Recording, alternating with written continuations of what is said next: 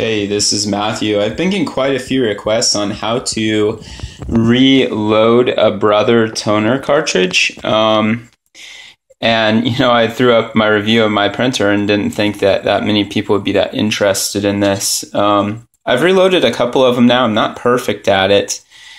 The one thing I've noticed, though, is the ones I've refurbished or reloaded on my own have worked better than the ones that I bought aftermarket, which is surprising.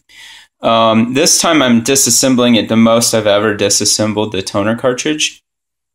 As you notice, I've removed both end caps on the ends here. Each side has 3 screws in it. Looks like I'm missing a screw. Each side has 2 screws in it. I've removed the toner wiper blade, which you can see right here. And I've cleaned that with isopropyl alcohol. Now, when you go to buy your alcohol, buy it more pure than 70%. You're going to want 90+% if you can find it, because the more pure stuff you can clean the fuser drum with as well, which I haven't been able to do yet.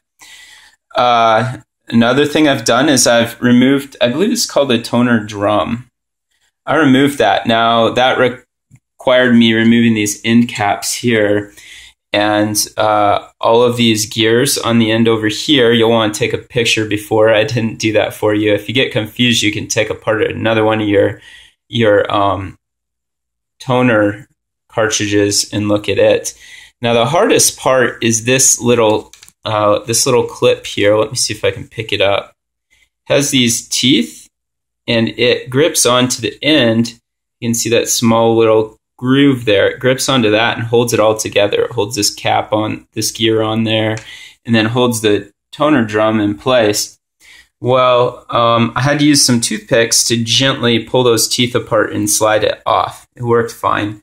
And then what I did was I used my vacuum cleaner. Now, they say in some reviews to use a special vacuum cleaner for this sort of thing because it can blow toner cartridge toner all over the place, but heck, I didn't. The only thing I would say you absolutely must do is use one with a HEPA filter built in, because otherwise you're going to be blowing dirt in the air, which will get back into your toner cartridge. Another trick I have here, if you notice, I'm drying clothes next to me in my laundry room. This is a smaller room, and what this extra humidity does is it knocks down on dirt and particulate in the air, which can help. And what I did was I took very carefully took my smallest nozzle attachment from my vacuum cleaner, and I ran it inside of the toner here. I should say before I did that, I took it and I tap in as many different ways as I could to get extra toner out, because what can happen is the toner can get clumpy and stick all in throughout here, and that's why you start getting streaks in your prints. And then this guy, I don't understand this, but the drum itself here has kind of got some grooves in it too. But I noticed that that doesn't seem to be a terrible issue. If you run your finger across it, you can't feel those, so I'm not sure how those develop. This is the factory cartridge, which seemed to give the best prints in the first place anyways. Another thing I did previously was you have to use a soldering iron and be extremely careful that nothing goes down into the cartridge itself and you melt yourself a hole here. Now, some of the kits you buy, what they will do is they will give you a plug to put in there. But what I did, this is pretty cheap, I was very careful not to get glued down into the toner cartridge, but I hot glue it shut, and then you can just pop that little piece of hot glue off there when you go to fill it up again.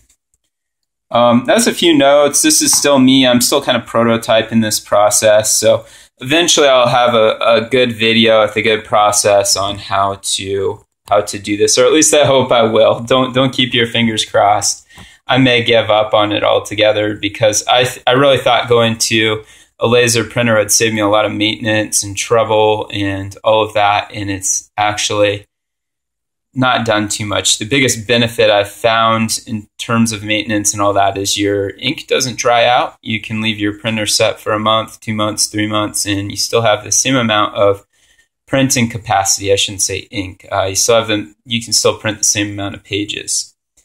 Overall, the printer, I still love it. It's a really great printer. This is kind of annoying. I did buy a second set of these cartridges, so I can always have some on reserve, and I can just spend an afternoon sometime reloading them. Oh, one thing, there'll be toner all over the internet, and it'll say this is for a specific type of printer, but I found, I think toner is pretty much toner. This is not for the Brother printer, but the cartridges I reloaded work awesome. They work really well. The only thing I had noticed, I'm rambling a lot, is part of the reason I popped this toner drum out is I'd have good coverage on the toner all the way down to about here, where I couldn't remove the toner drum to clean it. So that's why I completely removed it. And I'm hoping this time I'll have good coverage all the way across the board. Yeah, that's a 6-minute video. I don't want to bore you guys to death. But if you want to give it a shot, just be very careful. I'm not going to provide any guarantee. It's at your own risk because you can either, one, destroy your printer or, at the very least, very easily ruin one of these toner cartridges. So you have to be extremely careful, and it's on you. You're liable for any breakage you encounter. So good luck, and thanks a lot. Bye.